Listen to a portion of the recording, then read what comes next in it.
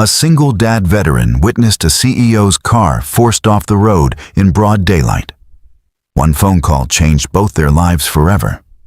Tonight, I'm sharing the story of Jackson Sullivan, a struggling father working double shifts just to keep his 7-year-old son fed, who happened to be in exactly the right place at exactly the right moment when something terrible unfolded on a mountain highway outside the city. What he saw that afternoon would thrust him into a world of corporate conspiracy, deadly threats, and impossible choices. But more than that, it would force him to confront a question every parent fears. How far would you go to protect your family when doing the right thing puts everything at risk? Stay with me until the end, and comment below with your city so I can see how far this story travels around the world. Because what happened next proves that sometimes one decision made in seconds can reshape your entire future. Before we jump back in, tell us where you're tuning in from, and if this story touches you, make sure you're subscribed, because tomorrow I've saved something extra special for you. The morning alarm went off at 4:45 a.m., but Jackson Sullivan was already awake. He'd been lying in the dark for the past 20 minutes, staring at the water-stained ceiling of his studio apartment, mentally calculating whether he had enough gas money to make it through the week. The math wasn't promising. At 36 years old, Jackson had the kind of exhaustion that lived in his bones, the kind that sleep couldn't fix because it wasn't really about being tired. It was about carrying the weight of being both mother and father to an 8-year-old boy, about working 2 jobs that barely kept them fed, about the constant grinding pressure of knowing that one unexpected expense, one missed shift, one stroke of bad luck could send their fragile life tumbling into disaster. He rolled out of bed quietly, careful not to wake Tyler, who was curled up on the pull-out couch in the corner of their single room. His son's face was peaceful in sleep, dark hair falling across his forehead, one arm wrapped around the worn stuffed dog that had been his constant companion since he was 3. Jackson stood there for a moment, just watching him breathe, feeling that familiar mixture of fierce love and crushing guilt. Tyler deserved better than this. Better than a cramped apartment in the run-down section of Clearwater Heights, where sirens wailed at all hours and the neighbors' arguments bled through paper-thin walls. Better than a father who was always working, always stressed, always just barely holding it together.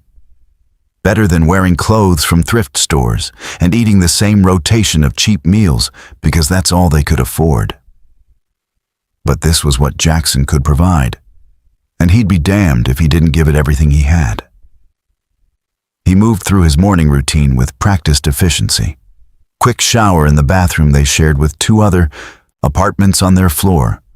The water never quite hot enough, the pressure weak and stuttering. He dressed in the dark, pulling on worn jeans and a gray Henley, both clean but faded from too many washes. His work boots were the same ones he'd had for 3 years, the soles worn smooth, the leather cracked and splitting at the seams. In the kitchenette that was barely more than a hot plate and a mini fridge, Jackson made coffee in the ancient Mr. Coffee machine that sputtered and wheezed but still worked. While it brewed, he prepared Tyler's lunch for school. Peanut butter and jelly sandwich, an apple that was starting to go soft, a handful of pretzels in a plastic bag. Not exactly nutritious, but it was what they had. He left a note on the counter for Mrs. Patterson, the elderly woman from down the hall who watched Tyler in the mornings before school. She refused to take payment, said she enjoyed the company, but Jackson always found ways to help her out. Fixing her leaky sink, carrying her groceries, shoveling snow from her walkway in winter. It was the least he could do. Jackson grabbed his jacket, a canvas work coat that had seen better days, and headed out into the pre-dawn darkness. The hallway smelled like cooking grease and mildew. The stairs creaked under his weight. Outside, the October air was cold enough to bite, and his breath formed clouds in the dim glow of the streetlights. His truck sat at the curb, a 2003 Ford F-150 that was more rust than paint. The passenger door didn't open from the outside anymore. The check engine light had been on for 6 months, but it started most days, and that's all Jackson could ask for. He climbed in, turned the key, and said a silent prayer of gratitude when the engine coughed to life. The drive to his first job took 30 minutes through empty streets. Jackson worked the opening shift at Brennan's Hardware, a family-owned store in the industrial district that catered to contractors and construction workers. He'd been there for 4 years, ever since he'd left the service and found himself back in civilian life with no degree, no specialized skills that translated to the job market, and a newborn son whose mother had decided parenthood wasn't for her. The service. Jackson tried not to think about those years too much. 6 years in the Army, 3 deployments, experiences that had shaped him in ways both good and bad. He'd learned discipline, resilience, how to function under pressure, how to assess situations and make quick decisions. He'd also learned what fear tasted like, what it meant to watch friends die, what it felt like to come home to a country that thanked you for your service, but offered little help when you struggled to reintegrate. But he'd made it out. He'd survived. And now he had Tyler. And that's what mattered. Brennan's Hardware opened at 6, and Jackson was always there by 5:30 to unlock, turn on lights, start the register systems, and prep for the early morning contractors who'd be lined up at the door the moment they opened. The work was physical, but straightforward. Helping customers find supplies, loading heavy materials into trucks, maintaining inventory, operating the forklift in the warehouse. It didn't pay much, $15 an hour, but it was steady, and the Brennan family treated him well. His shift ran until 2 in the afternoon, at which point Jackson would rush home to spend exactly 90 minutes with Tyler. Those precious hours were the highlight of his day. He'd pick his son up from the after-school program at Clearwater Elementary, take him to the small park 3 blocks from their apartment, and just be present. Pushing Tyler on the swings, playing catch, listening to stories about second grade and playground politics, and the book they were reading in class. Then, at 3:30, Mrs. Patterson would arrive again, and Jackson would change into his second uniform. This one was for Bennett's Security Services, where he worked the evening and night shift doing mobile patrol. He'd drive around in a company vehicle, checking on various properties, office buildings, construction sites, making sure doors were locked and no one was breaking in. It was lonely work. Hours of driving through dark parking lots and empty streets. But it paid $18 an hour, and they let him work as many hours as he could handle. Most nights, Jackson didn't get home until after midnight. He'd check on Tyler, make sure he'd done his homework and brushed his teeth, pull the blanket up to his son's chin, and then collapse into his own bed for a few hours of fitful sleep before the alarm went off and the whole cycle started again. It was brutal. It was unsustainable. Jackson knew he was burning himself out, running on fumes and determination and the kind of stubborn refusal to quit that the Army had drilled into him. But what choice did he have? Tyler needed food, shelter, clothes, school supplies. The bills needed to be paid. The rent was due every month. There was no room for rest, no margin for error. His ex-wife, Melissa, sent money sometimes. $50 here, $100 there, always with a text message about how sorry she was, how she never meant to abandon them, how she was working on herself and trying to be better. Jackson didn't have the energy to be angry anymore. She'd left when Tyler was 6 months old, said she couldn't handle motherhood, couldn't handle the responsibility, couldn't handle being tied down. The divorce papers came by mail. The child support payments rarely did. So Jackson worked. He showed up. He did what needed to be done, day after day, week after week. Because that's what fathers did. That's what his own father had done, working himself into an early grave to provide for his family. That's what honor demanded. Today was Tuesday, which meant after his hardware store's shift, he'd have his 90 minutes with Tyler, then head out for patrol. The route tonight would take him through the business district, downtown, then up into the hills where the expensive neighborhood sprawled across the mountainside. He'd check on the construction site for a new luxury development, make sure the equipment was secure, then loop back down through the valley. It was routine. It was boring. It was just another day in a life that had become an endless cycle of work and responsibility and sacrifice. Jackson had no way of knowing that by the end of this shift, everything would change. That one phone call would shatter his quiet, struggling existence and thrust him into a world he'd never imagined. That doing the right thing would cost him everything, and somehow give him even more. All he knew, as he unlocked Brennan's hardware and flipped on the lights, was that he had another day to get through. Another shift to work, another evening with his son to treasure, another night of patrol ahead. He had no idea that fate was about to intersect with duty on a mountain road, and nothing would ever be the same again.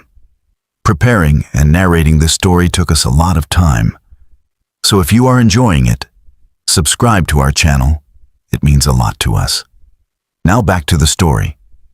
The afternoon sun was just beginning its descent toward the horizon when Jackson pulled his security patrol vehicle onto Mountain Ridge Drive.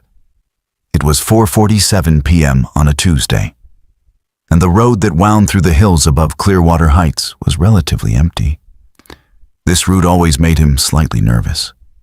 The curves were sharp, the drop-off steep, and the guardrails looked like they'd been installed sometime during the previous century. But it was part of his assigned route, and Jackson took his job seriously. He was supposed to check on 3 properties up here: a vacant estate that had been on the market for 8 months, a weekend home whose owners only visited during summer, and the construction site for what would eventually be a $5 million mansion with panoramic views of the city below. He'd just passed the vacant estate when he saw the 2 vehicles ahead.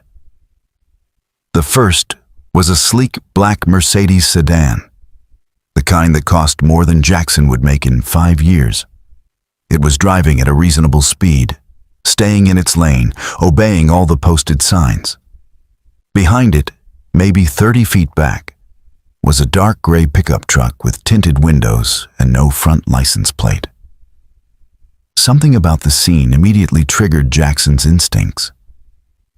Maybe it was his time in the service, where situational awareness meant the difference between life and death. Maybe it was his security training. Or maybe it was just the way the truck was following the Mercedes, matching its speed exactly, maintaining that precise distance with an intentionality that felt wrong. Jackson eased off the gas, letting the distance between his vehicle and the 2 ahead increase slightly. He wanted to observe without interfering. Could be nothing. Could be a coincidence. But his gut was telling him otherwise. They approached a particularly sharp curve, one of those switchbacks where the road doubled back on itself and visibility was limited by rock face on one side and a terrifying drop on the other. The Mercedes slowed appropriately for the turn, brake lights flashing red in the afternoon sun. That's when the gray truck accelerated. Jackson watched in horror as the truck closed the distance in seconds, pulling into the oncoming lane as if to pass. But instead of passing, it swerved sharply to the right, slamming into the Mercedes' rear quarter panel with a sickening crunch of metal on metal. The Mercedes lurched sideways. The driver overcorrected, wheels squealing against asphalt. For a moment, it looked like they might regain control. Then the truck hit them again, harder this time, a deliberate ramming motion that sent the luxury sedan spinning toward the guardrail. Time seemed to slow. Jackson saw the Mercedes hit the ancient guardrail with enough force to buckle the metal. Saw the car teeter for a heart-stopping second, half on the road and half over the edge. Saw the driver's silhouette inside, arms raised in terror. Then the guardrail gave way completely, and the Mercedes went over the side. Jackson's training kicked in instantly. He slammed on his brakes, his vehicle skidding to a stop. His hand was already reaching for his radio, already calling it in, even as his eyes tracked the gray truck. The pickup had stopped briefly, just long enough for someone in the passenger seat to lean out and look down at where the Mercedes had disappeared. Then the engine roared, and the truck peeled out, tires smoking as it accelerated away from the scene, racing around the curve and vanishing from sight. Jackson barely registered it. He was already out of his vehicle, sprinting toward the broken guardrail, his radio pressed to his mouth. "This is Unit 7. I need emergency services on Mountain Ridge Drive, approximately 2 miles up from the Valley Junction. Vehicle forced off the road over the embankment. This was intentional.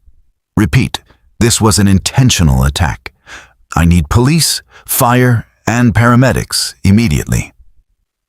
The dispatcher's voice crackled back, professional and urgent, asking for details. But Jackson was already at the edge, looking down, his heart hammering in his chest. The slope wasn't quite a cliff, but it was steep and rocky, dropping about 40 feet before leveling out slightly. The Mercedes had tumbled down, rolling at least twice before coming to rest against a cluster of scrub oak trees. The vehicle was on its roof. Windows shattered, doors crumpled, the entire passenger side crushed from the impact. Smoke was starting to rise from the engine compartment. Jackson didn't think, didn't calculate the risks or consider his own safety. He just moved, scrambling over the broken guardrail and starting down the slope. Loose rocks shifted under his boots. Thorny bushes tore at his clothes and skin. He half slid, half climbed down the steep incline, focused entirely on reaching that smoking vehicle before something worse happened. "Hold on," he shouted, though he had no idea if anyone inside could hear him. "Hold on, I'm coming." The descent took maybe 30 seconds, but felt like an eternity. When Jackson reached the Mercedes, he dropped to his knees beside it, his hands already working to clear debris away from the shattered windows. The vehicle was upside down, its roof crushed inward. Through the broken driver's side window, Jackson could see a woman hanging suspended by her seatbelt, unconscious or worse. Blood ran down her face from a gash on her forehead. Her arms dangled limply toward the roof. She was wearing an expensive business suit, now torn and stained. Dark hair hung in tangles around her face. Even injured and unconscious, there was something striking about her. Something that spoke of confidence and power, now terrifyingly vulnerable. The smoke from the engine was getting thicker. "Ma'am," Jackson called, reaching through the window to check her pulse. "Ma'am, can you hear me?" Her pulse was there, thank God, strong and steady against his fingers. She was alive. But she was trapped, and that smoke was becoming a serious problem. Jackson assessed the situation with the quick, methodical thinking that his military training had ingrained in him. The driver's side door was completely crumpled, no way to open it. The windshield was shattered, but the frame was intact. His best bet was to release her seatbelt and pull her out through the window, but he had to be careful about potential spinal injuries. He heard sirens in the distance, faint but growing closer. Help was coming. But would it arrive in time? The smoke was definitely thicker now, and Jackson thought he could smell gasoline. Every instinct screamed at him that this vehicle was seconds away from becoming a death trap. "I'm sorry," he muttered, making his decision. "This is going to hurt." He reached in with both arms, getting them under her shoulders and around her chest. With his other hand, he found the seatbelt release and pressed it. The woman dropped immediately, her full weight suddenly in his arms. Jackson grunted with effort, bracing himself, then carefully began pulling her through the window frame. Glass cut into his arms. The awkward angle made every inch of progress agonizing. The woman moaned, a sound that was both reassuring because it meant she was alive and concerning because it meant she was in pain.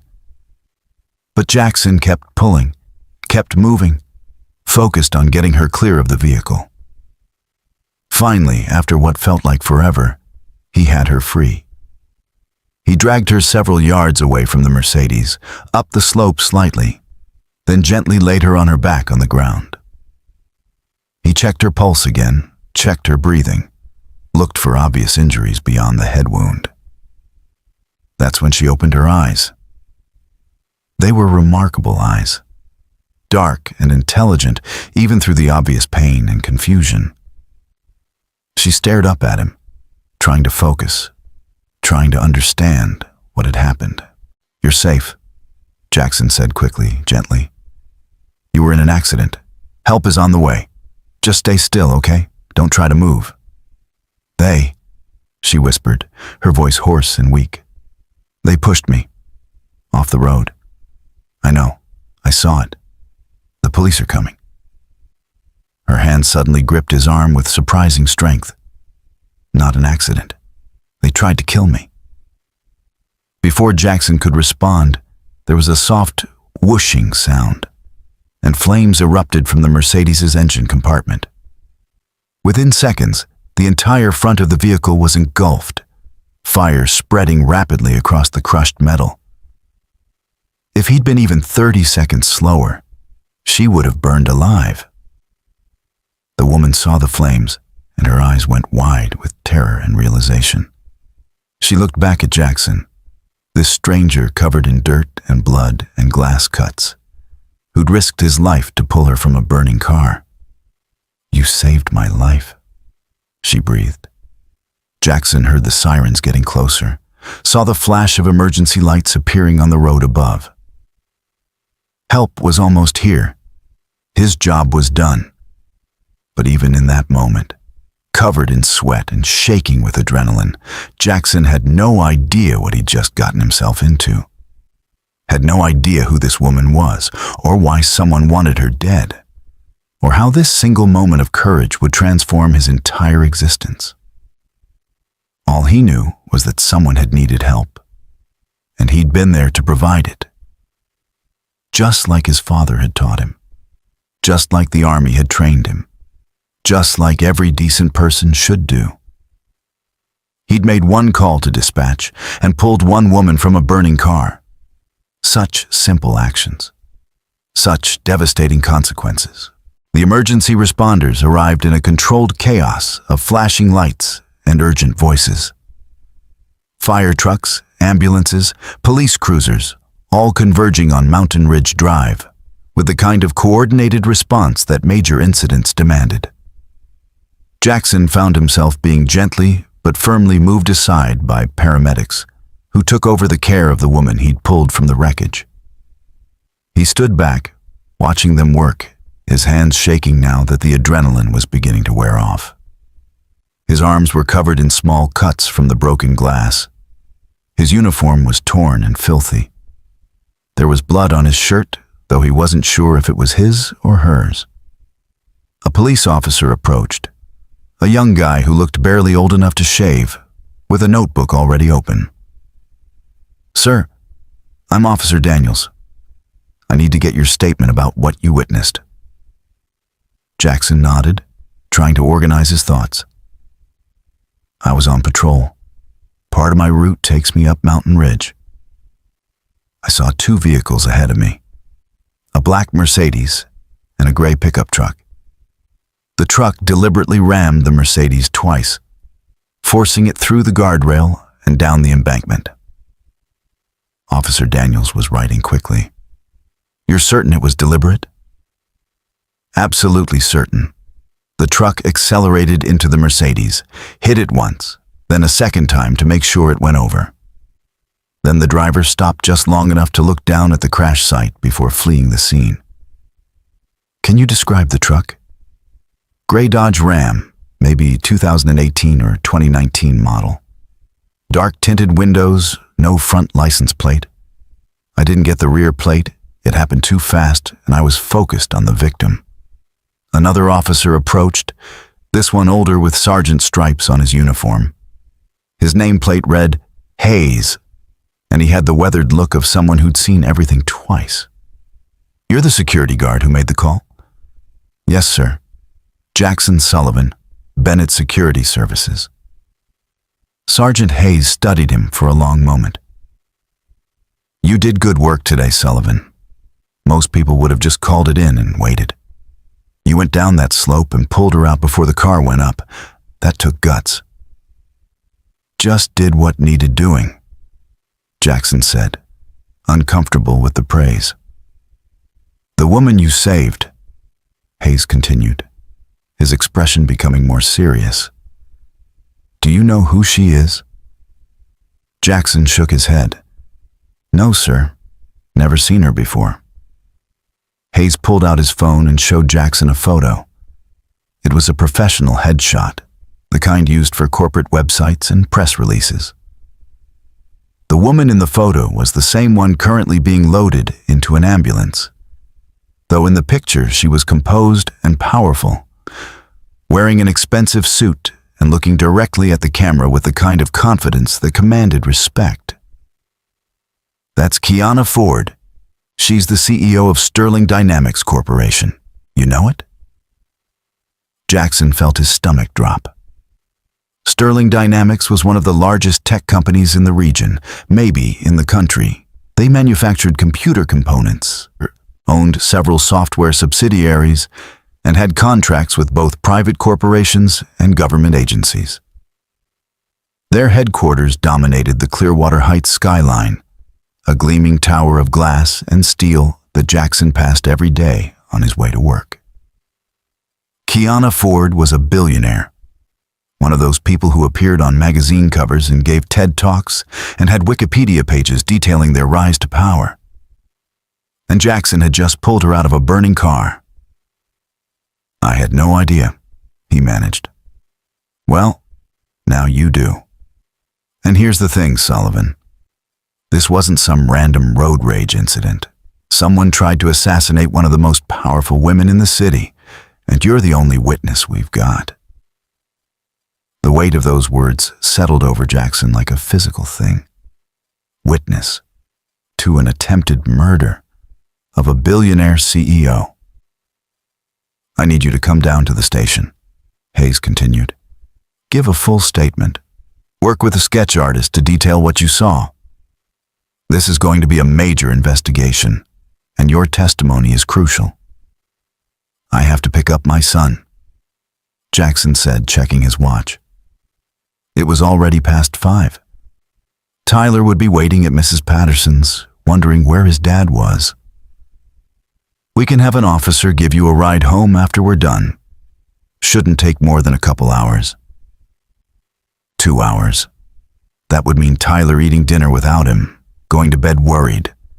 Another night where Jackson wasn't there when his son needed him. The guilt was immediate and crushing. But what choice did he have? Someone had tried to kill Kiana Ford, and he was the only person who could identify the vehicle, who could provide details that might help catch whoever was responsible. Okay, Jackson agreed. Let me just call my neighbor, let her know I'll be late. He pulled out his phone, an old model with a cracked screen, and dialed Mrs. Patterson. She answered on the second ring, her voice warm and concerned. Jackson, dear, is everything all right? Tyler's here waiting for you. I'm fine, Mrs. Patterson, but something happened on my route. I need to go to the police station to give a statement. I'm so sorry, but I'm going to be late. Can Tyler stay with you a bit longer? Of course, of course. Don't you worry about a thing. I'll feed him dinner and we'll be just fine. You take care of whatever you need to take care of. Thank you. Can you put him on? There was a rustling sound. Then Tyler's voice, small and worried. Dad, are you okay? The concern in his son's voice nearly broke Jackson's heart. I'm fine, buddy. Just had something come up at work. I'm going to be a little late tonight, but Mrs. Patterson is going to take care of you. I need you to be good for her, okay? I'm always good, Dad. Despite everything, Jackson smiled. I know you are. I love you. I'll see you in a few hours. Love you too. He ended the call and looked back at Sergeant Hayes. I'm ready. The ride to the police station was quiet. Jackson sat in the back of the patrol car, watching the city pass by through the window. They descended from the mountains into the valley, through neighborhoods that got progressively nicer as they approached downtown. By the time they pulled into the police station parking lot, they were in the heart of the business district, where people in expensive suits walked with purpose and every building seemed to scream wealth and power. The police station itself was a modern facility, all clean lines and efficient design. Hayes led Jackson through security and into an interview room that looked exactly like the ones in television shows. Table, chairs, one-way mirror, fluorescent lighting that made everything look slightly unreal. For the next 90 minutes, Jackson told his story over and over.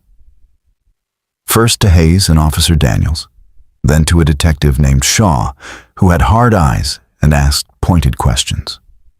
He described the vehicles, the attack, the rescue. A sketch artist came in, and Jackson worked with her to create a detailed rendering of the gray pickup truck. Though without license plates or distinguishing features, he wasn't sure how helpful it would be. Tell me about the driver, Detective Shaw said. Did you see their face? No. The windows were tinted too dark.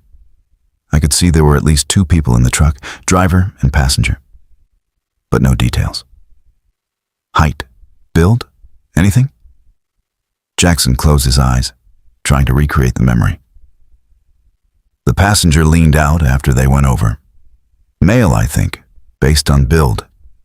Maybe 6 feet tall, dark clothing. That's all I got before they drove off. Shaw nodded, making notes. And you're certain this was intentional? Not just aggressive driving that went wrong? I'm certain. The way they accelerated into her, the precision of both hits, the fact that they stopped to look at the result before fleeing. This was planned. Someone wanted Ms. Ford dead. There was a knock on the door. Another officer stuck his head in. Detective Shaw, we've got Ms. Ford's head of security outside. He's asking to speak with a witness. Shaw and Hayes exchanged a look. Send him in. The man who entered the room was imposing. 6'4", broad shoulders, the kind of presence that commanded attention without saying a word. He was in his 40s, with silver hair and sharp blue eyes that assessed Jackson in about 2 seconds. Mr. Sullivan, he said, his voice deep and authoritative. I'm Ashton Walsh, Director of Security for Sterling Dynamics. I want to thank you for what you did today. Ms. Ford is alive because of your quick thinking and courage. Jackson stood, shaking the offered hand. Walsh's grip was firm, measuring. I just did what anyone would do. No, Walsh said firmly. Most people would have called 911 and waited for professionals. You risked your life to pull her from that vehicle moments before it caught fire. That's not what anyone does. That's heroism. The word made Jackson uncomfortable. He wasn't a hero. He was just a guy who'd been in the right place and made the obvious choice. How is she? Jackson asked, deflecting. Stable. Concussion, some bruising and lacerations, but nothing life-threatening. The doctors say if you'd waited even another minute, the smoke inhalation alone could have killed her. The weight of that settled over the room. Jackson had literally saved Kiana Ford's life. Not metaphorically, not in some indirect way. He had physically pulled her from death. Walsh pulled out a business card and handed it to Jackson. Ms. Ford will want to thank you personally once she's recovered. In the meantime, I need you to understand something important. Whoever tried to kill her today is still out there. They failed, which means they might try again. And now you're a witness. That makes you a potential target as well. The words hit Jackson like a punch to the gut. He'd been so focused on helping, on doing the right thing, that he hadn't really considered the implications. But Walsh was right. If someone was willing to try to murder a billionaire CEO in broad daylight, they certainly wouldn't hesitate to eliminate a witness. And if Jackson was a target, that meant Tyler could be in danger. "My son," Jackson said, his voice tight with sudden fear. "We're already on it," Walsh said. "I've taken the liberty of assigning a security detail to your home. They'll be discreet, but they'll make sure you and your boy are protected until we figure out who's behind this. I can't afford private security. You're not paying for it. Ms. Ford is. Consider it a small down payment on the debt she owes you." Detective Shaw cleared his throat. "We're also going to have patrol units swing by your address regularly. Mr. Sullivan, I need you to be careful. Vary your routines, be aware of your surroundings, and call immediately if you notice anything suspicious." Jackson nodded, his mind racing. This morning, he'd woken up worried about gas money and rent. Now he was caught up in an attempted murder investigation, with billionaires and private security and potential threats to his son's safety. All because he'd been on patrol. All because he'd made one call to dispatch. All because he'd done the right thing. "I need to get home," Jackson said. "My son is waiting." "Of course." Hayes stood. "I'll have an officer drive you." As they left the interview room, Walsh walked alongside Jackson. "Ms. Ford is going to want to meet you, to thank you properly. Would you be willing to visit her at the hospital once she's up for visitors?" Jackson thought about it. Part of him wanted to say no, wanted to go back to his anonymous life and pretend this had never happened. But another part, the part that had been trained to see things through, to never leave a job half done, knew he needed closure on this. "Yeah," he said finally. "I can do that." "Good." Walsh handed him another card, this one with a phone number written on it. "Call me if you need anything at all. You're under Sterling Dynamics protection now, Mr. Sullivan. That's not something we take lightly." The ride home took 30 minutes through evening traffic. Jackson sat in the back of the patrol car, watching the city pass by, his mind churning with everything that had happened. When they finally pulled up in front of his apartment building, he saw exactly what Walsh had promised. A nondescript sedan parked across the street with 2 people inside, watching. His security detail. Officer Daniels walked him to the door. "You did a brave thing today, Mr. Sullivan. This city is lucky to have people like you." Jackson just nodded, too exhausted to respond. He climbed the stairs to Mrs. Patterson's apartment, his body suddenly feeling every ache and pain from the afternoon's exertions. She opened the door before he could knock, her face creased with concern. "Jackson, dear, come in, come in." Tyler was on the couch, and the moment he saw his father, he jumped up and ran over, throwing his arms around Jackson's waist. "Dad, I was so worried." Jackson knelt down, pulling his son into a tight hug, breathing in the familiar scent of his shampoo. "I'm okay, buddy. I'm sorry I scared you." Tyler pulled back, his eyes finding the cuts on Jackson's arms. "What happened? Did you get hurt?" Just a little accident at work. Nothing serious. I'm fine, I promise. Mrs. Patterson was watching him with knowing eyes. I saw the news. They're saying someone tried to kill that CEO woman, that a security guard saved her. That was you, wasn't it? Jackson nodded slowly. Oh, Jackson. She put a hand on his shoulder. You're a good man. Your father would be so proud. Those words, the same ones she'd said before, hit even harder now. Jackson felt his throat tighten with emotion he didn't have time to process. Thank you for watching, Tyler. Anytime, dear. You know that. He took his son's hand, and they headed upstairs to their apartment. As Jackson unlocked the door and they stepped inside, Tyler looked up at him with those serious eyes that sometimes seemed far too old for an 8-year-old. Dad, are we going to be okay? Jackson thought about the question, about the threats and the security details and the fact that his life had just become impossibly complicated, about how everything had changed in the span of a few hours, and nothing would ever be the same again. But he looked down at his son and gave him the only answer that mattered. Yes, buddy. We're going to be okay. I promise. And even though Jackson had no idea how he was going to keep that promise, even though the path ahead was uncertain and potentially dangerous, he meant every word. Because that's what fathers did. They promised to keep their sons safe, and then they did everything in their power to make it true. No matter what it cost.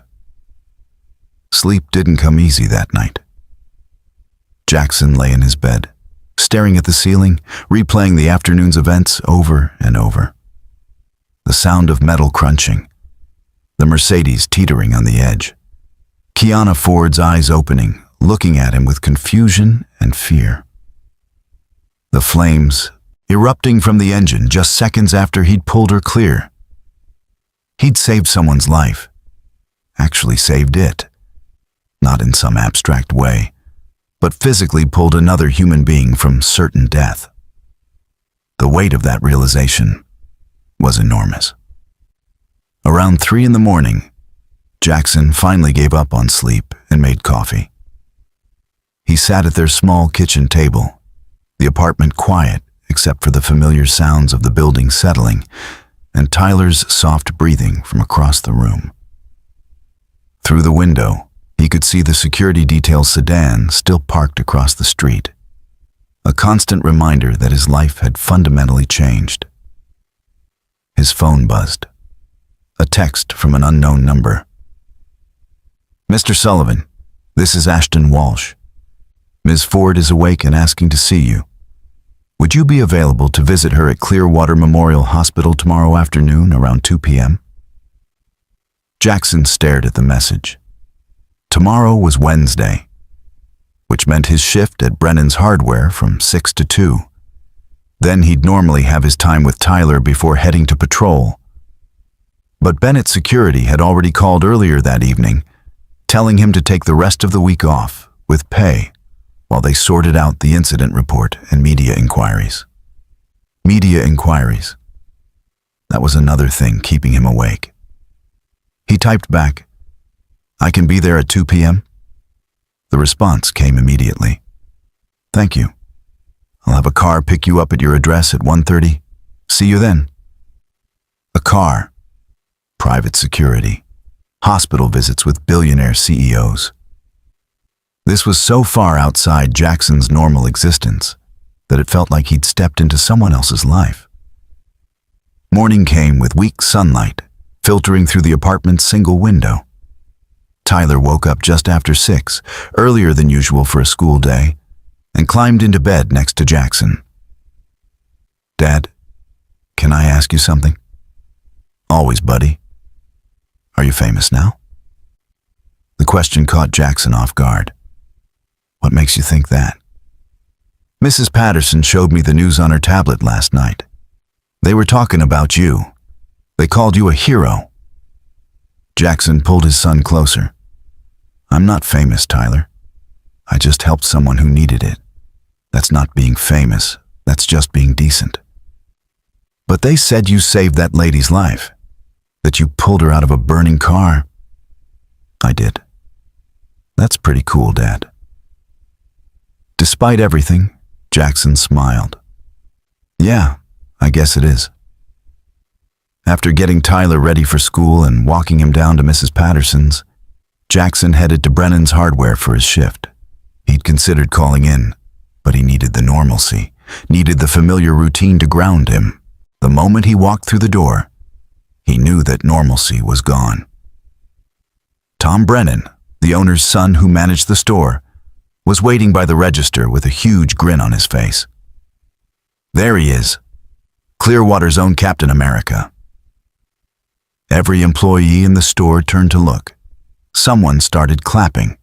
Then everyone joined in, a spontaneous applause that made Jackson's face burn with embarrassment. Guys, please, it's not a big deal. Not a big deal? Tom clapped him on the shoulder. Jackson, you saved Kiana Ford's life. It's all over the news. Social media is going crazy. You're a genuine hero. I just did what anyone would do. No, Tom said firmly, echoing Ashton Walsh's words from the night before. Most people wouldn't have done what you did, and we're proud as hell to have you working here. The morning shift was surreal. Customers who'd never given Jackson a second glance suddenly wanted to shake his hand, to hear the story firsthand, to take photos with him. The phone rang constantly with reporters asking for interviews. Tom fielded them all, politely declining on Jackson's behalf. By noon, Jackson was exhausted from the attention. He was used to being invisible, to doing his job quietly without recognition or praise. This sudden spotlight was overwhelming. When his shift ended at 2, he was almost relieved to escape to the quiet of his truck. But that relief was short-lived. As he drove home, he noticed a news van parked outside his apartment building. A reporter and cameraman were set up on the sidewalk, clearly waiting for him. Jackson parked around the corner and called Ashton Walsh. There are reporters at my building. I know. We're monitoring the situation.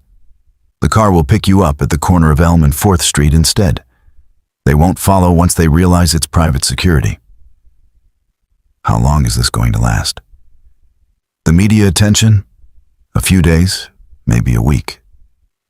You're a feel-good story in a city that doesn't get many of them. But it will die down, especially once we catch whoever tried to kill Ms. Ford. That will shift the narrative.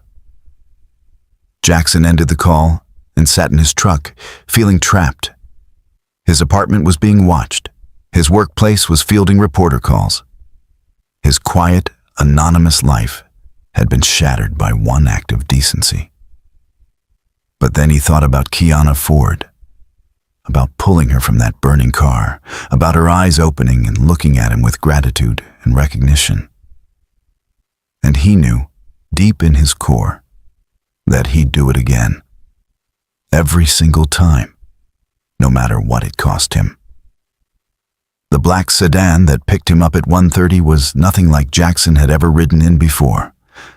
Leather seats, tinted windows, a driver in a suit who treated him with professional respect. They drove through the city in silence, and Jackson watched the neighborhoods change from rundown to middle class to wealthy as they approached the medical district. Clearwater Memorial Hospital was the premier medical facility in the region, the kind of place where senators and celebrities went for treatment, where the wealthy paid premium prices for privacy and top-tier care. Jackson had driven past it countless times, but never imagined he'd walk through its doors. Ashton Walsh met him in the lobby, looking every bit the professional security director in a tailored suit and earpiece. Mr. Sullivan, thank you for coming. Ms. Ford is on the executive floor. I'll take you up. They rode the elevator in silence to the 8th floor, where everything was quiet and pristine. This wasn't the chaotic hospital environment Jackson had experienced during Tyler's pneumonia last winter. This was luxury healthcare, all soft lighting and expensive art and hushed efficiency. Walsh led him to a private suite at the end of the hall. Two security personnel stood outside, both nodding respectfully as they approached. Inside, the room looked more like a high-end hotel than a hospital. Large windows with city views, comfortable furniture, equipment that looked brand new and state-of-the-art. And in the bed, propped up with pillows and looking far better than she had any right to given what she'd been through, was Kiana Ford. She had a bandage on her forehead where the gash had been stitched. Bruises colored her face and arms in purple and yellow patterns. But her eyes were clear and alert, and when she saw Jackson, her expression transformed into something between gratitude and wonder. "Mr. Sullivan," she said, her voice stronger than he'd expected. "Please, come in." Jackson approached the bed, suddenly unsure what to say or do. "How are you feeling?" "Alive, thanks to you." She gestured to the chair beside her bed. "Please, sit. We have a lot to talk about." He sat, acutely aware of his worn jeans and faded shirt in this pristine environment, aware that he probably still had traces of yesterday's dirt under his fingernails, aware of the vast gulf between his world and hers.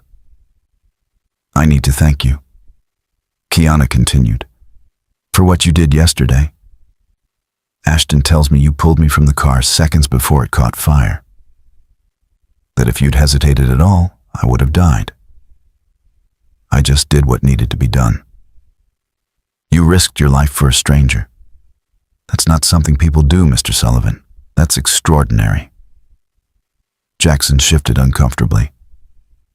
"Please, call me Jackson. And it wasn't extraordinary. It was just the right thing to do." Kiana studied him for a long moment. "Do you know why someone tried to kill me yesterday?" "No, ma'am. Neither do I, not for certain. But I have enemies. When you build a company from nothing into a billion-dollar corporation, you make decisions that not everyone agrees with. You beat out competitors for contracts. You refuse partnerships with the wrong people. You stand up to corruption and illegal practices." She paused. "Someone wanted me dead badly enough to orchestrate an attack in broad daylight. And you stopped them. I didn't stop them. They got away. But I'm alive. That means they failed. And that's because of you." There was a knock on the door. A doctor entered, a woman in her 50s with kind eyes. "Ms. Ford, I need to check your vitals and change your bandages. Would your visitor mind stepping out for a few minutes?" "Of course." Kiana looked at Jackson. "Ashton will take you to the family lounge. We're not done talking, not by a long shot." Walsh led Jackson down the hall to a comfortable waiting area with plush couches and a coffee station that looked like it belonged in a high-end office. "Can I get you anything? Coffee, water?" "I'm fine, thank you." Walsh sat across from him, his posture relaxed, but his eyes sharp. "I've been in security for 25 years, Mr. Sullivan. Military, Secret Service, now private sector. I've seen a lot of people in crisis situations, and I can tell you something with absolute certainty. What you did yesterday was remarkable." Everyone keeps saying that, because it's true. Your military training shows. The way you assessed the situation, made the call, executed the rescue. That wasn't luck. That was skill and courage. Jackson looked up sharply. "How do you know about my military background?" "I ran a background check. Standard procedure for anyone entering Ms. Ford's inner circle. 6 years Army, 3 deployments, honorable discharge, exemplary service record." Walsh leaned forward slightly. "You're exactly the kind of person we need in this world, Jackson. The kind who acts instead of watching, who risks instead of calculating, who gives a damn about other people. I have a son to think about. I can't afford to take unnecessary risks. Which makes what you did even more impressive. You had everything to lose, and you did it anyway. They sat in silence for a moment before Walsh spoke again. Ms. Ford is going to offer you something. I want you to hear her out before you make any decisions. Offer me what? That's for her to explain. But Jackson, I've worked for a lot of wealthy people over the years. Most of them see regular folks like you and me as means to an end. Kiana Ford isn't like that. She's genuine. She cares. And when she says she wants to thank you, she means it in a way that will actually matter. Before Jackson could respond, Walsh's phone buzzed. He checked it and stood. Doctor's done. Let's head back. Kiana looked more comfortable now, the fresh bandages applied, her color better. She smiled when they entered. Ashton, would you give us some privacy? Of course. Walsh left, closing the door behind him. Jackson sat back down, and Kiana wasted no time. I've been thinking about you all night, about who you are and what you represent. Ashton did a background check. I hope you don't mind. He told me. Then you know I know about your situation. Single father working 2 jobs to support your son, living paycheck to paycheck despite working yourself to exhaustion. No savings, drowning in bills, barely surviving despite doing everything right. Jackson's jaw tightened. I manage. You shouldn't have to just manage. Not someone with your character and courage. She took a breath. I want to offer you a job, Jackson. A real one, with real pay and benefits, and the kind of security you've been killing yourself to try to achieve. Ms. Ford, I appreciate the offer, but I'm not qualified for the kind of work your company does. I'm not talking about a technical position. I'm talking about something else entirely. She leaned forward, her eyes intense despite her injuries. I want you to head my new community safety initiative. We're launching a program to fund neighborhood watch groups, support first responders, and train civilians in emergency response. I need someone to run it who actually understands what it means to protect people. Someone who doesn't do it for glory or recognition, but because it's the right thing to do. Jackson stared at her, trying to process what she was saying. You want me to run a program? Yes. The salary would be $95,000 a year, plus full benefits for you and Tyler. Health insurance, dental, vision, everything. Company vehicle. Paid time off. A real career, Jackson, not just jobs you're working to survive. $95,000. That was more than double what he made from both his current jobs combined. That was life-changing money. That was stability and security and the ability to actually provide for Tyler instead of just barely keeping them afloat. I don't have experience managing anything. You have something better. You have integrity. You have courage. You have the kind of character that can't be taught or trained. Everything else we can figure out together. Kiana's voice softened. You saved my life, Jackson. Let me try to improve yours. Jackson sat back, his mind racing. This was insane. This was impossible. People like him didn't get opportunities like this. This kind of thing didn't happen in real life. But it was happening, right now. A billionaire CEO was offering him a way out of the poverty and struggle that had defined his existence for years. I need time to think about it, he said finally. Of course. Take all the time you need. Kiana pulled a folder from her bedside table and handed it to him. This is the formal offer. Read it over, talk to Tyler, and then let me know. The position is yours if you want it, Jackson. No strings attached, no expectations beyond doing the work. This isn't charity. This is me recognizing talent when I see it.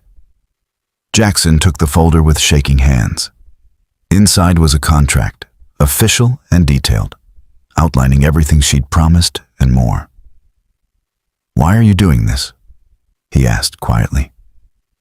"Because yesterday, when those men forced my car off the road, I thought I was going to die.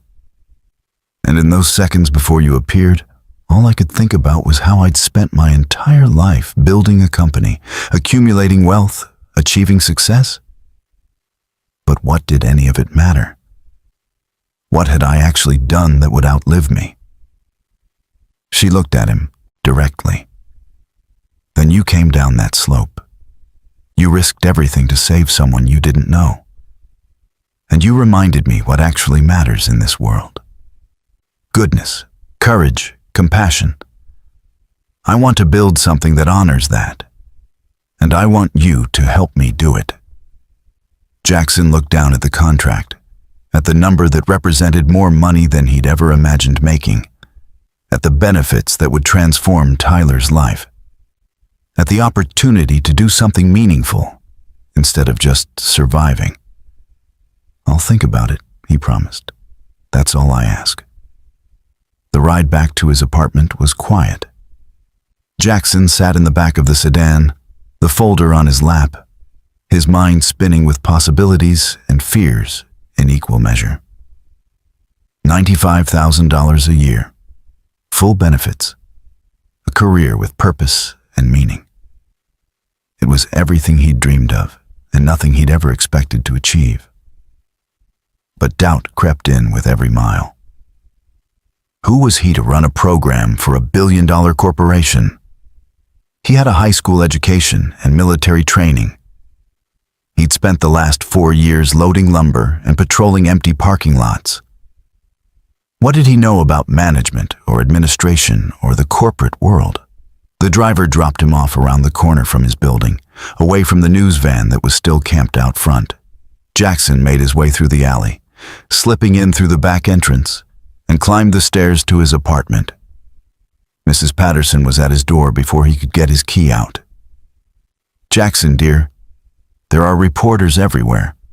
They've been knocking on doors asking about you." "I'm sorry, Mrs. Patterson.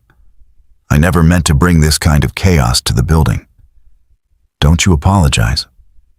What you did was wonderful." She patted his arm. "Tyler's inside with me. I picked him up from school. Those reporters were hanging around the playground, and I didn't want him dealing with that." Gratitude washed over him. "Thank you. I don't know what I'd do without you." "You'd manage, because that's what you do. But you don't have to manage alone, dear. Now go see your boy. He's been worried about you." Tyler was sitting at Mrs. Patterson's kitchen table doing homework. But the moment he saw his father, he jumped up and ran over. "Dad, did you meet the lady you saved? Is she okay?" Jackson knelt down and hugged his son tightly. "Yeah, buddy. I met her. She's going to be fine." "That's good. I was worried about her." Tyler pulled back and looked at his father seriously. "Kids at school were talking about you today. They said you're a hero." "What did you tell them?" "I said you're my dad and you're always a hero, even when you're not on the news." Jackson felt his throat tighten with emotion. "You're pretty smart, you know that?" "I get it from you." After thanking Mrs. Patterson again, Jackson took Tyler upstairs. While his son finished his homework at their small table, Jackson made dinner. Spaghetti with jarred sauce, garlic bread, a simple meal that stretched their food budget. But tonight, as he stood at the stove stirring pasta, he couldn't stop thinking about Kiana's offer. With that salary, they could afford fresh vegetables, real meat instead of the cheapest cuts. Tyler could have seconds without Jackson worrying about whether they'd have enough food to last the week. Such simple things, but they would mean everything. After dinner, while Tyler was in the bathroom brushing his teeth, Jackson opened the folder and really read the contract. Every word, every clause, every detail. It was legitimate. It was real. position was called Director of Community Safety Initiatives, reporting directly to Kiana Ford. The responsibilities included developing programs, managing budgets, working with community organizations and law enforcement, building partnerships. It was a huge job, a terrifying job. But as he read through the program's goals, helping neighborhoods become safer, training civilians in emergency response, supporting first responders, Jackson felt something stir in his chest. This was meaningful work. This was the kind of thing that could actually make a difference in people's lives. "Dad, what are you reading?" Jackson looked up to find Tyler standing there in his pajamas, his stuffed dog tucked under his arm. "Just some papers from work, buddy." "Is everything okay? You look worried." How did you explain this to an 8-year-old? How did you tell your son that a stranger was offering to transform their lives, and you were terrified of accepting? Because what if you failed? What if you weren't good enough? What if you let everyone down? "Come sit with me," Jackson said, patting the couch. Tyler climbed up, snuggling against his father's side. "The lady I saved yesterday, her name is Miss Ford. She wants to thank me for helping her." "That's nice. She offered me a new job, a really good job that pays more money and would mean I don't have to work 2 jobs anymore." Tyler's face lit up. "So you'd be home more? We could have dinner together every night?" "Yeah, buddy, we could." "Then you should take it." Tyler made it sound so simple, so obvious. "It's not that easy. This job is a big responsibility. I'd be in charge of important programs, making decisions that affect a lot of people. I'm not sure I'm qualified." "What does qualified mean?" "It means having the right skills and experience to do something well." Tyler thought about this seriously. "But Dad, you saved that lady's life. That's a really big thing. If you can do that, you can do other important stuff too." Out of the mouths of 8-year-olds. Sometimes wisdom came from the most unexpected places. "You think I should take it?" "Yeah.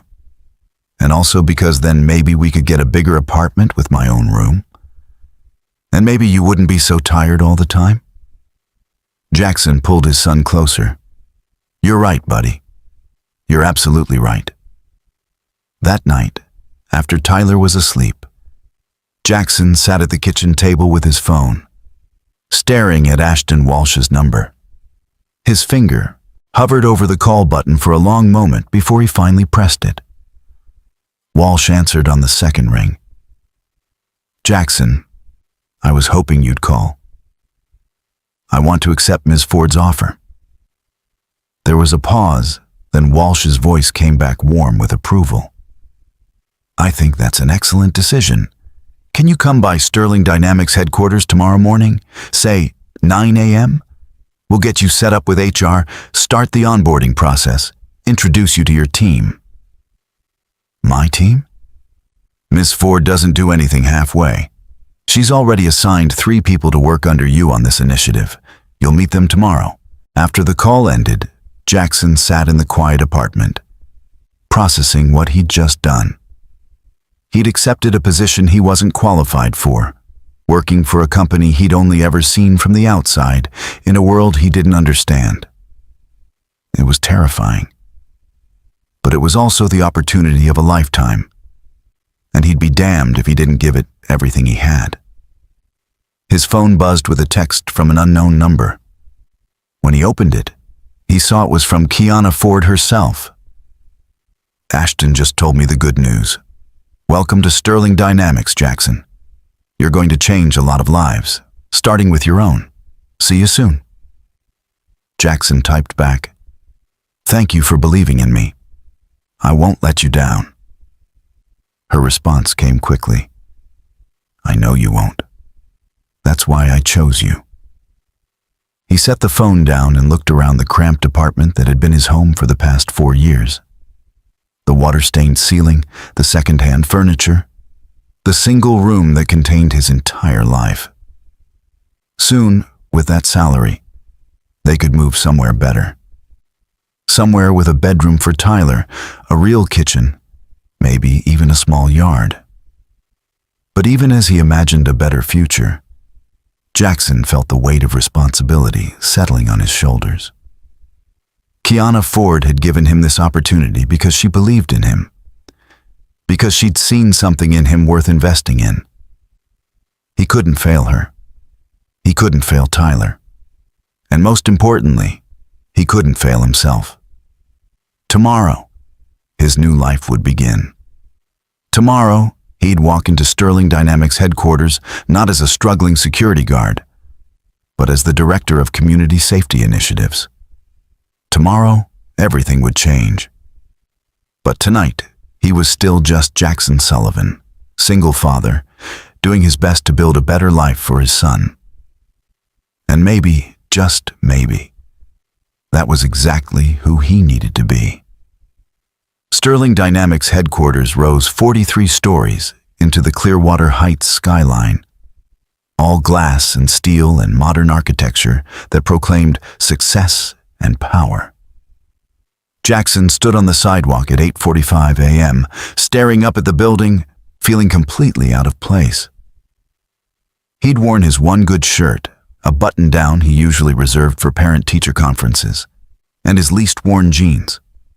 His boots were cleaned as best he could manage, but they were still old and scuffed. Everyone walking into the building around him wore expensive suits and carried leather briefcases, moving with the confidence of people who belonged. Jackson didn't belong. Not yet. Maybe not ever. But he'd promised Tyler they'd have a better life. Promised Kiana he wouldn't let her down. And Jackson Sullivan didn't break his promises.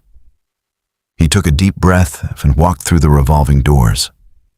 The lobby was enormous, with marble floors and a waterfall feature that probably cost more than Jackson's truck. A reception desk sat in the center, staffed by 3 people who looked like they'd stepped out of a fashion magazine. Jackson approached the closest one, a young woman with perfect makeup and a professional smile. "Hi, I'm Jackson Sullivan. I'm supposed to meet with Ashton Walsh at 9. Her smile warmed instantly. "Mr. Sullivan, we've been expecting you. Mr. Walsh is on his way down. Please, have a seat in our waiting area." The waiting area had leather couches that were more comfortable than Jackson's bed. He sat down, his hands fidgeting, watching the stream of employees pass by. Everyone looked so polished, so confident, so at ease in this environment. Jackson. Ashton Walsh appeared, extending his hand. Today he wore a charcoal suit that probably cost more than a month of Jackson's old rent. "Right on time. Good. Follow me." They took an elevator to the 37th floor, riding in silence alongside other employees who eyed Jackson with curiosity. When the doors opened, Walsh led him through a maze of corridors, past conference rooms and offices where people worked at computers or gathered around tables in discussion. "This is the executive floor," Walsh explained. "Your office is here at Ms. Ford's insistence. She wants you close, wants to be available as you're getting established." "My office?" Walsh opened a door, and Jackson's breath caught. The space was bigger than his entire apartment. Floor-to-ceiling windows overlooked the city. A massive desk sat in the center, already equipped with a computer and phone. Bookshelves lined one wall. There was even a small conference table with 4 chairs. "This is mine. All yours. We'll get Ida up here this afternoon to set up your accounts and access. But first, HR needs you to complete onboarding paperwork. Then, I'll introduce you to your team." The next 2 hours were a blur of forms and signatures. Direct deposit information, tax documents, benefits enrollment, confidentiality agreements, emergency contacts. The HR representative, a kind woman named Zoe Lewis, walked him through everything with patience. "Your health insurance starts immediately," she explained. "Full coverage for you and Tyler, dental and vision included. No deductible for preventive care. I'll send you the details via email, but basically, you're covered for everything." Jackson thought about the medical bills from Tyler's pneumonia last winter that he was still paying off in tiny monthly installments. Everything? Everything.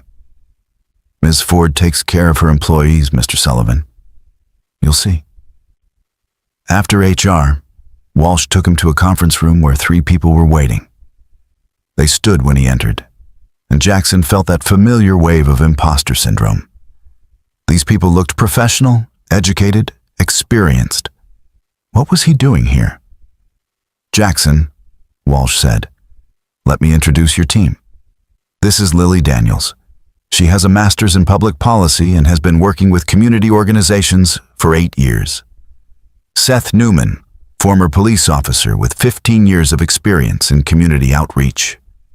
And Ella White, she has a background in nonprofit management and grant writing." Each of them shook Jackson's hand, their expressions friendly, but evaluating. They were probably wondering the same thing he was. Why had Kiana Ford put someone with no corporate experience in charge of this initiative?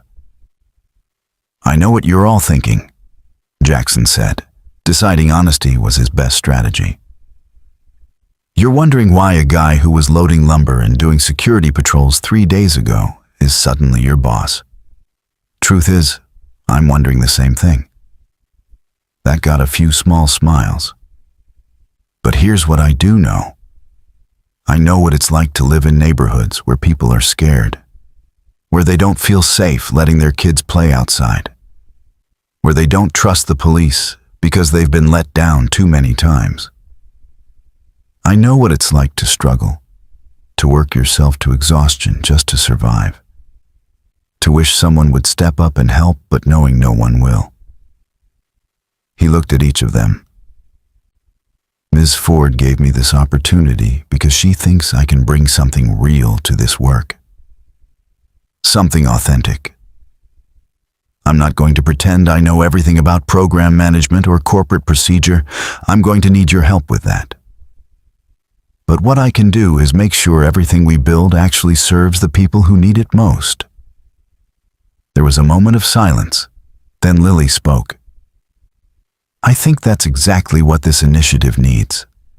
Someone who actually understands the communities we're trying to help." Seth nodded. "I left the police force because I was tired of policies that looked good on paper but didn't work in practice. If you're committed to making things that actually work, I'm with you." "So, where do we start?" Ella asked. They spent the next 3 hours brainstorming. Jackson was amazed by how much his team knew, how many ideas they had, how passionate they were about the work. Lily talked about successful community programs in other cities. Seth discussed the disconnect between law enforcement and communities and how to bridge that gap. Ella outlined funding strategies and partnership opportunities. Jackson mostly listened, asking questions, absorbing information. But when they started discussing which neighborhoods to target first, he found his voice. "We start where the need is greatest," he said firmly, "not where it's politically convenient or where it will get the best publicity. We go to the neighborhoods that have been forgotten, that don't have advocates or resources. Those are the people who need us most." Everyone nodded in agreement. By lunch, Jackson's head was spinning with information. Walsh appeared to take him to the executive dining room, a space on the 40th floor with panoramic views and food that looked nothing like the sandwiches Jackson was used to. "How's it going?" Walsh asked as they sat down with their trays. "Overwhelming, but good. My team seems solid." "They're excellent." Ms. Ford handpicked each of them. Walsh took a sip of his coffee. "She also wanted me to tell you that she's being discharged from the hospital this afternoon. She'd like you to come by her residence tomorrow evening for dinner. 6 p.m. Bring Tyler. Her residence? Her home. She wants to properly thank you, and she wants to meet your son. Jackson, you're not just an employee to her. You're someone who saved her life. That creates a bond. She's not going to forget that, and she's not going to treat you like just another worker. After lunch, Jackson returned to his office to find that IT had been there. His computer was set up, his email was active, and there were already messages waiting. He spent the afternoon learning the systems, reading through documents about Sterling Dynamics' corporate structure, reviewing budgets and timelines. At 4 o'clock, he realized with a start that he'd been so absorbed in work that he'd almost forgotten to pick up Tyler. For the first time in 4 years, he'd been so engaged in what he was doing that time had flown by instead of dragging. He grabbed his jacket and headed for the elevator, passing Kiana's office on the way. The door was open and he glanced in, seeing the massive space where she worked. This morning, that office had been empty. Tomorrow, she'd be back. And Jackson would have to prove he was worth the opportunity she'd given him. The drive to Tyler's school took 20 minutes through afternoon traffic. Jackson pulled up to the pickup line and saw his son waiting with the other students, his backpack almost as big as he was. Tyler's face lit up when he saw the truck. "Dad, how was your first day?" "Different, really different, but good." Jackson helped Tyler into the truck. "How was school?" "Michael said his dad saw you on the news. He said you're famous." "I'm not famous, buddy. I'm just me." "But you have a new job now, right? At the big building downtown?" "Yeah, I have an office and a team and everything." "That's so cool." Tyler was practically bouncing in his seat. "Can I see it sometime?" "Absolutely. In fact, Ms. Ford wants us to come to her house tomorrow for dinner. She wants to meet you." "The lady you saved?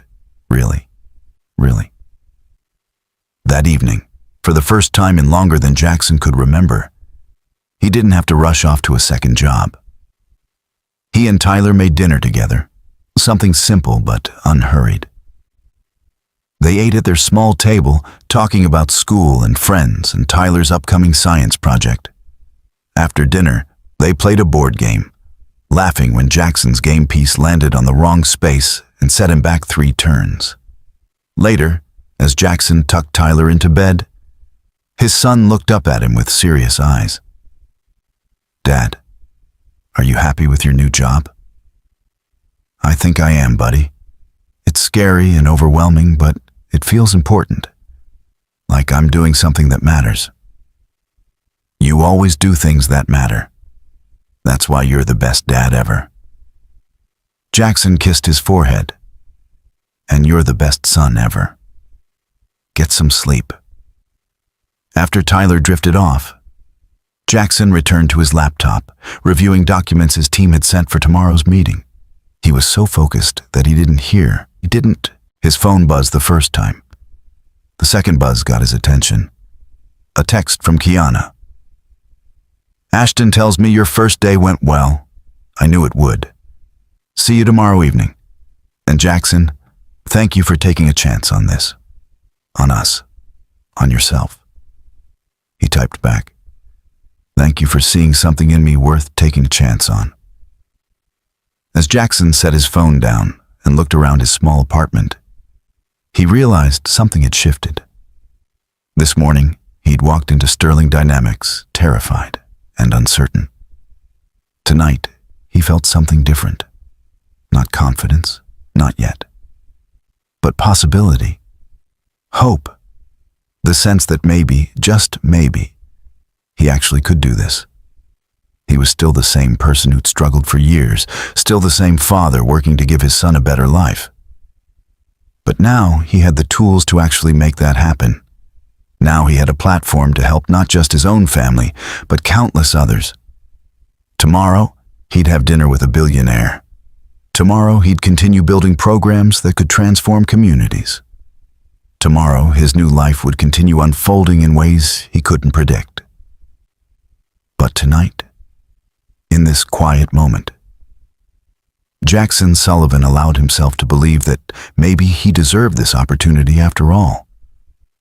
Maybe Kiana Ford had seen something real in him, something worth investing in, something that could make a difference. And maybe, just maybe, the struggling single father who'd pulled a woman from a burning car was exactly who he was meant to be all along. The dinner at Kiana's estate was nothing like Jackson had imagined. The house was enormous, yes, situated on 5 acres in the hills overlooking the city. But Kiana herself, still bearing faint bruises from the accident, greeted them at the door in jeans and a casual sweater, not the corporate power suits he'd seen in photographs. "You must be Tyler," she said, kneeling down to his level. "Your dad is a very brave man."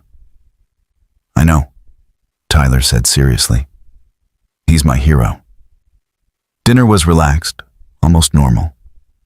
They ate in the kitchen rather than some formal dining room, and Kiana asked Tyler about school and his favorite subjects. She was genuine, warm, nothing like the intimidating CEO Jackson had expected. After Tyler fell asleep on the couch watching a movie, Kiana and Jackson sat on her back patio, looking out at the city lights below. "I've been thinking about the attack," Kiana said quietly. "The police have leads, but nothing concrete yet. Whoever orchestrated it is still out there. Does that worry you?" "Constantly. But what worries me more is that you're a witness. The only person who can identify that truck, who saw what happened. That makes you a target, Jackson." The words sent ice through his veins. "You think they'd come after me?" "I think people who try to kill a CEO in broad daylight don't leave loose ends." She turned to look at him. "Ashton has been monitoring the situation. There have been some concerning developments. Someone's been asking questions about you around Clearwater Heights, trying to find out where you live, your routines, information about Tyler."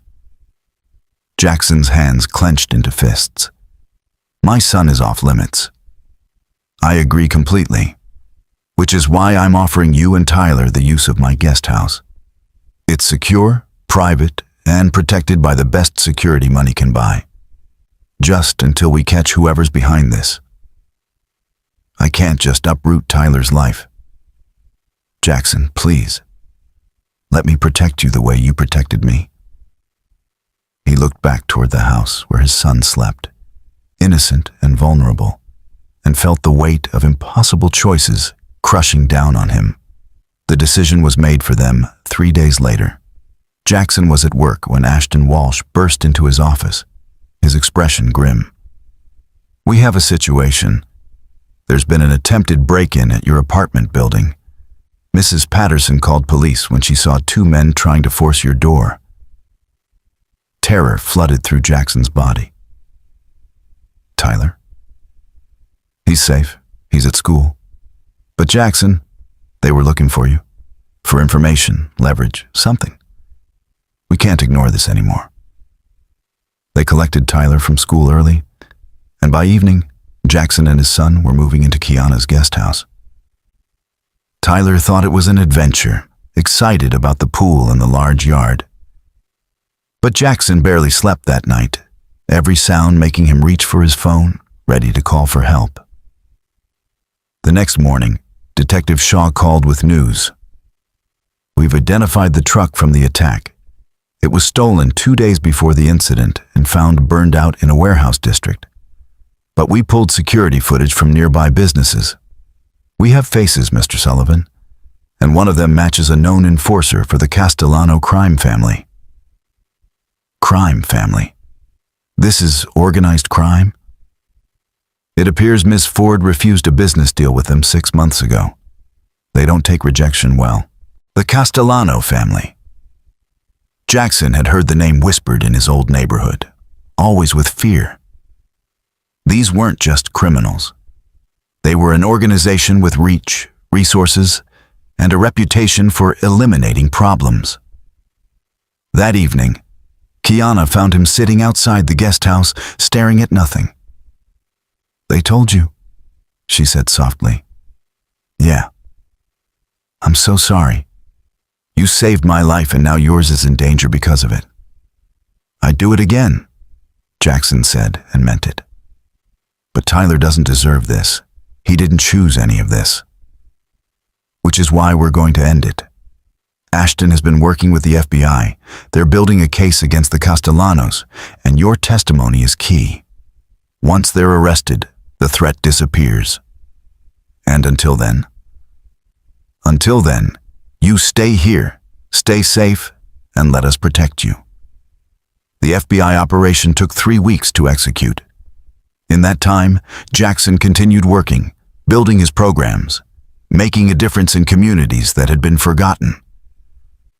Tyler adjusted to his temporary home, even making friends with Kiana, who surprised them both by being genuinely good with kids. When the call finally came that the Castellano leadership had been arrested, including the men who'd forced Kiana off the road, Jackson felt a weight lift from his shoulders that he'd been carrying since that afternoon on Mountain Ridge Drive. "It's over," Ashton confirmed.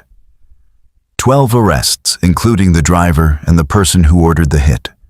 The evidence is solid. They're not getting out. The celebration dinner that night was genuine joy. Tyler laughed. Kiana smiled wider than Jackson had ever seen. And for the first time in weeks, the future felt possible again. But when Kiana pulled Jackson aside later, her expression was serious. "I know you can go home now. The guest house was only supposed to be temporary. But I want you to know that you're welcome to stay as long as you'd like. You and Tyler, you've become important to me." "We should probably go back to our apartment," Jackson started, but she interrupted. "Actually, I have another proposition. There's a house for sale 3 blocks from here. 3 bedrooms, nice yard, good school district. I'd like to help you buy it.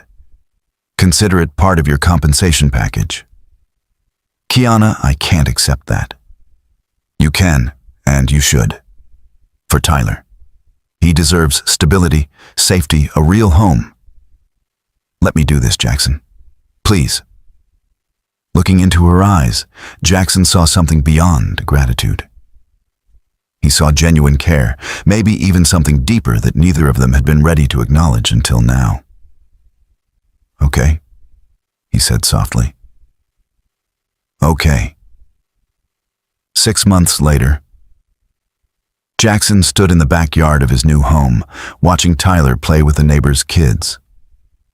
The Community Safety Initiative had launched in 12 neighborhoods with remarkable results. Crime was down. Community engagement was up. People were taking ownership of their own safety, supported by the resources and training Jackson's team provided. His phone buzzed with a text from Kiana. "Dinner tonight? My place?" These dinners had become regular, evolving from professional courtesy to genuine friendship, to something neither of them had quite defined, but both recognized. She'd been there when Tyler had his first sleepover at their new house. He'd been there when she'd given her first public speech after the attack, standing in the audience to support her. "Yeah," he typed back. "Tyler and I will be there at 6. As he sent the message, Jackson reflected on how drastically his life had changed. 6 months ago, he'd been working 2 jobs, barely surviving, invisible to the world. Now he was making a real difference, providing for his son and building something meaningful. All because he'd been driving Mountain Ridge Drive at exactly the right moment. All because he'd made one phone call. All because he'd chosen to help instead of looking away. Tyler ran over, breathless and grinning. "Dad, can we get a dog?" Jackson laughed, ruffling his son's hair. "We'll think about it, buddy. Ms. Kiana said she'd help us pick one out." Of course she did. Kiana Ford, the billionaire CEO who'd become so much more than his employer, who'd become family. "Then I guess we're getting a dog," Jackson said. And Tyler's cheer of joy was the best sound in the world. That evening, as they drove to Kiana's house for dinner, Jackson thought about his father's words from so long ago. You measure a person not by what they have, but by what they do when someone needs help. He'd helped, and in doing so, he'd found not just a new career, but a new life, a better life. The kind of life he'd always dreamed of giving Tyler. The kind of life where doing the right thing didn't just cost you everything, but gave you even more. Up next, you've got 2 more standout stories right on your screen. If this one hit the mark, you won't want to pass these up. Just click and check them out. And don't forget to subscribe and turn on the notification bell so you don't miss any upload from us.